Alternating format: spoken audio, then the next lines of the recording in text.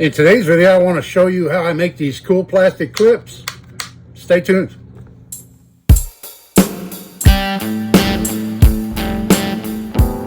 Thank you everybody for coming back for another video. This is Dave, and today I'm going to be talking about PVC things you can make.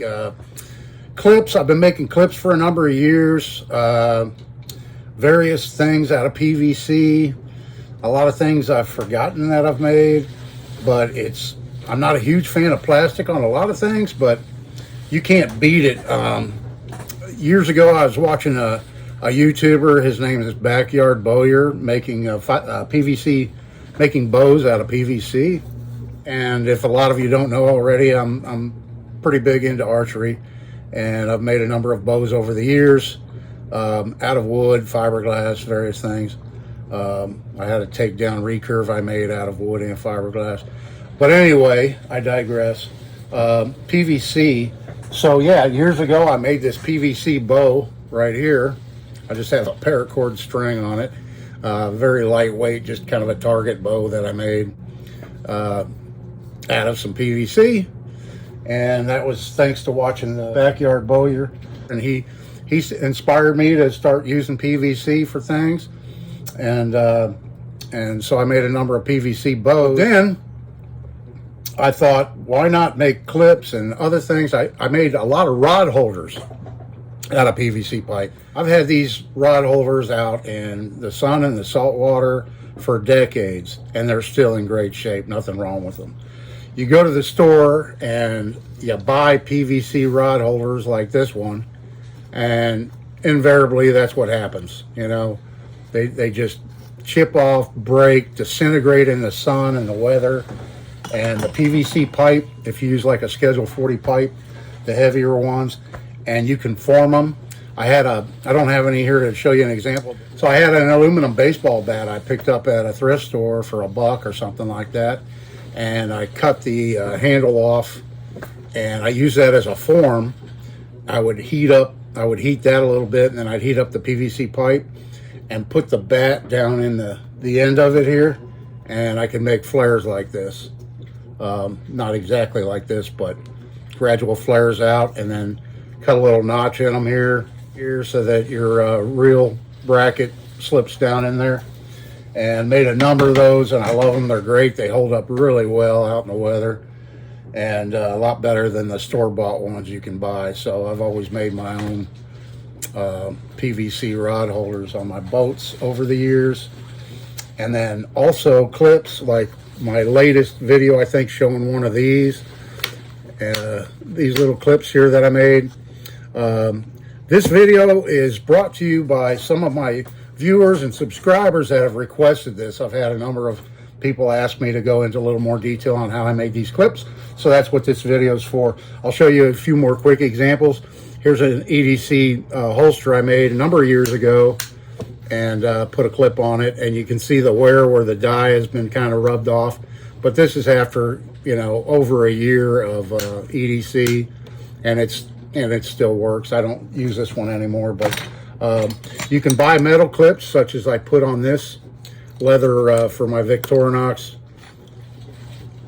and you can get them in different shapes, sizes. These are nickel plated, and they're a nice clip. They're good for safety if you don't want it to fall off, because with this extra little tab it has in here, you clip it on your belt, not so much in your pocket, but on your belt. But they grip really well, and they will not slip off. So these are great clips if you want to buy some. But like I said, this video is about making PVC clips. Another example, I make like little small clips like this one for this little Victorinox. And then you can clip it on the edge of your pocket, and I put a little grommet in this one, a little brass grommet, and you make little clips like that, and they hold up really well, and cheap, easy to make. I save clips, like old tape measures that have clips on them. When the tape measure goes bad, I'll save the clips off of them. You just never know when you might need them. Here's another one off of something else that's a little rusty, but you know, clips are handy. Here's one off of a cell phone that I saved just in case. You never know, might need to make a clip. And then here's a little bracket I made out of PVC, kind of the same way. So it's real simple. You start off with PVC pipe and just cut it. These pieces here that I have here came off of some thin-walled PVC, and I think it was like 6-inch diameter stuff. I got a piece off a friend of mine. See, I believe I just used my saber saw and I cut a slit in that 6-inch pipe and all the way down lengthwise. And then I proceeded to take my heat gun, heat it up, and then flatten it out. And it still has a little bit of concave to it, but that doesn't matter. Unless you want to get real precise dimensions on them and stuff, then you want to flatten them out completely before you cut them. But I just cut a number of these for pocket clips. I've got a bunch more in the drawer over there, and I grabbed a few to show you. And you can make them any size you want and any thickness you want. I've made clips for kind of like a broom rack, the spring open clips to hang a broom on the wall, whatever. I made those out of PVC. Boat hook holders on my boats, net holders, stuff like that. I've made out of PVC, and they're again out in the weather, and they've held up great. Those I just leave in the white. I don't dye them.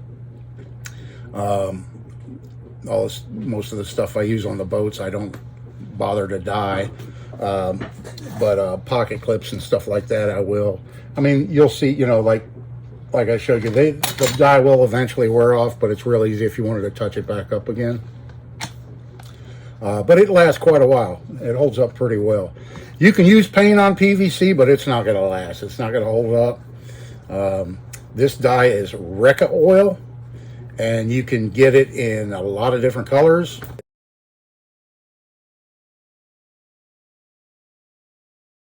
And you can buy a kit of it in various colors. I believe that's what I did years ago. And then you just get the PVC cleaner, the clear cleaner, and you put a little bit of that dye in. A little bit goes a long way.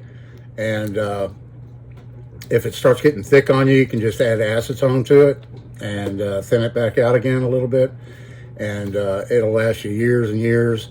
And this one here is orange, but I've got blue and black and some different colors, you know, already mixed up and that I use. So before you make the clips, you want to sand them really smooth and get them to the shape you want, any kind of shaping, because once that clip is made, it's going to be really hard to get all that sanding done.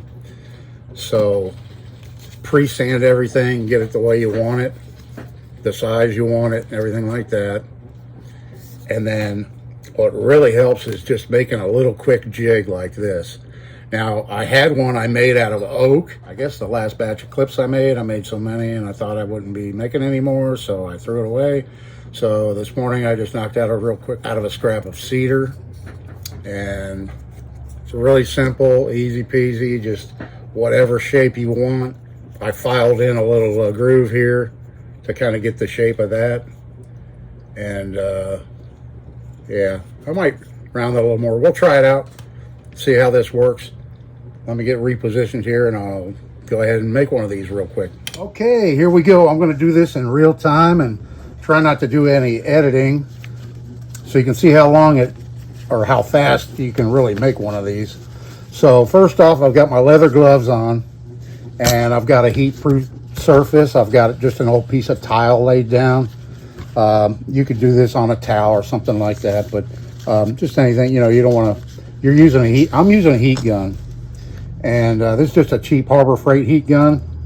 You can pick up cheap at Harbor Freight, or if you don't have one and you don't want to get one, you can use your oven. You can just set your oven at about 300 degrees, throw your PVC in there, keep an eye on it, use some leather gloves, grab it, and just pull it out when it starts getting pliable. And you got to work kind of fast, but not terribly fast. It'll cool down on you, and it's no big deal if it does. You just heat it up again. So I'm going to put it on high. You don't have to heat the whole thing if you're just making a couple of bends. You just need to heat the area where, you know, it's going to bend. Now this one here is still concave, so I'm going to heat the whole thing so that I can flatten it first, and then I'll use my form. And you just want to go back and forth evenly if you're trying to heat the whole thing. It will turn brown on you if you heat it too much, which is no big deal. If you're going to dye it, it won't show up at all anyway, and with the dye on it. So it's no big deal if you overheat it a little bit and you're going to be dyeing it afterwards, or you don't care what it looks like.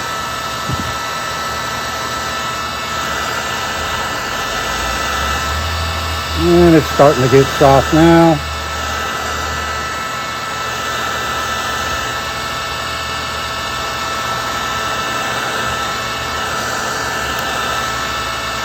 And it'll just go from, pretty much go from being stiff to soft, just all of a sudden. Like right now. That's it. Nice and soft. I'm going to heat a little bit extra to give me a little bit more working time. And we'll put the heat gun to the side. And I'm going to put it like right about here.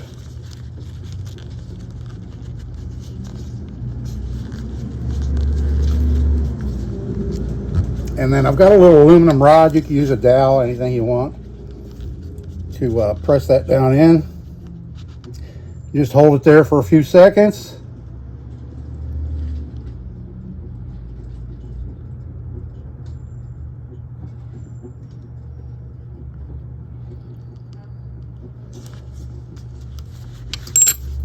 All right. Now what I do is I'll take my heat gun and I'll turn it on low. It has two settings, high and low. And I'll just heat this end up with just a little bit and hold this down so that it makes the clip nice and tight. And just hold that there till it cools. This one didn't come out perfect because I'm trying to do it in a hurry on camera. But hopefully it gives you the idea just how easy this is.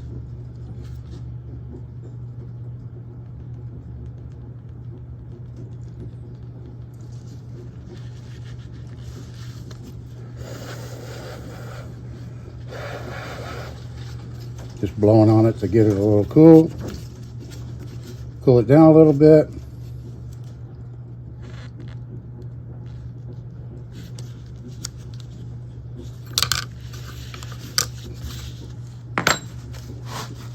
Okay, and our clip's done. It's not perfect. I really should reheat it and fix that little hump out of it. That's from my jig right here. I need to just smooth that a little bit more. That sharp edge, I think that's what created that little ridge I have. But I just wanted to knock one out real quick and show you how easy it is. And now that it's cooled, you can hear it. It's not indestructible. I mean, you could break it if you really wanted to, but it is plastic. But I mean, it's super strong. And then real quick, I'll show you. And I highly recommend wearing rubber gloves when you do this. Actually, let me grab a pair. Okay, let me put some gloves on. I already got some stain on my fingers, but it'll be there a while. You can take some acetone and get it off pretty good with acetone. But yeah, the nice thing about using these, you could use a number of different things to mix your dye in. You could buy that dye and just mix it with acetone and use it that way with like a little acid brush or something like that if you wanted. But buying these little cans of the clear PVC cleaner, you know, it comes with the little applicator, so that makes it real convenient. And then it's just as simple as taking it and wipe it on. You can put it as heavy or as light as you want. You can make little patterns with it, which is kind of cool. You can put it heavier in one spot, and it dries super fast, so you don't want to leave your container open too long. Yeah, so there it is.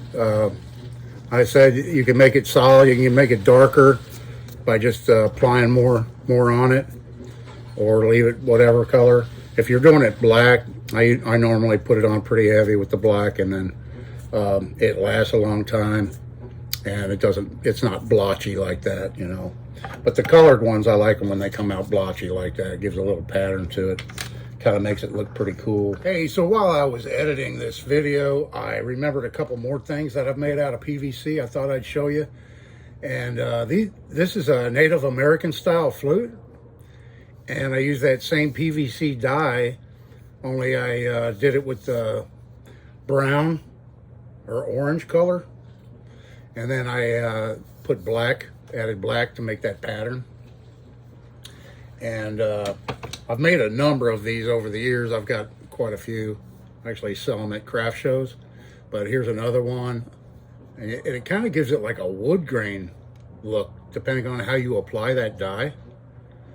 And then here's another one that there again I used the 2 different colored PVC dyes to achieve that kind of look to it on those. But yeah, these are fun to make too. I could do a separate video on these, but they've got a really nice sound to them.